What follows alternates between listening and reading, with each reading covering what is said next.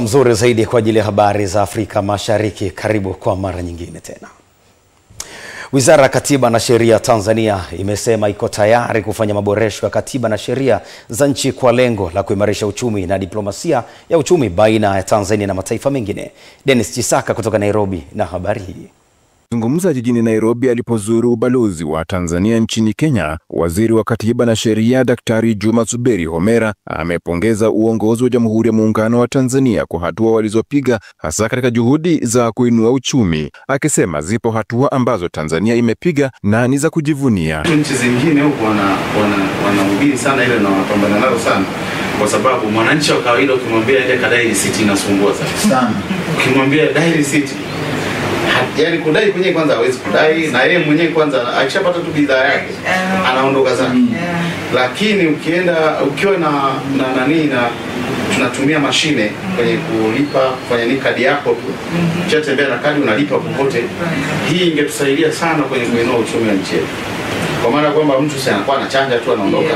Kwa hiyo pale serikali inapata kodi yake na mwananchi anafurahia huduma yake. Ameongeza kuwa maboresho ya sheria yataimarisha diplomasia ya uchumi na kuvutia uwekezaji wa kimataifa. Kama kuna vitu ambavyo unaona kwamba tungeweza kupewa sisi Wizara ya Katiba na Sheria tukafanyia kazi, tutachakata alafu tutaingiza kwenye sheria, kwenye bunge na kadhalika, ili tuweze kufanikisha makubwa kwenye nchi yetu.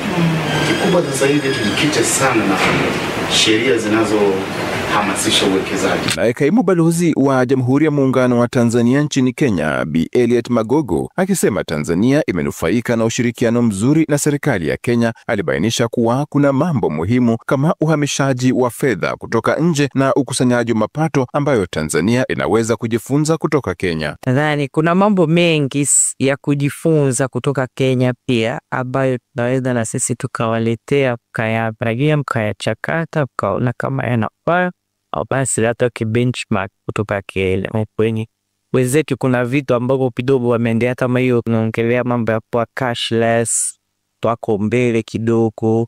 Kuna hizi sheria za when it comes to kukaribisha zaidi wawekezaji na kuweka mazingira ambayo kidogo yako conducive, au hizi sheria za kufanya. Siku hizi nimeona hapa Kenya kuna wastaafu wengi kutoka nje wanakuja wanastaafia. Waziri amesisitiza umuhimu wa kutekeleza mageuzi kwa faida ya taifa na wananchi wake, huku akihimiza kuendelezwa kwa ushirikiano wa kibiashara kati ya Kenya na Tanzania. Amesema mataifa hayo mawili yanategemeana kwa kiasi kikubwa, hivyo mshikamano ni nguzo ya maendeleo ya pamoja. Dennis Chisaka, EATV, Nairobi.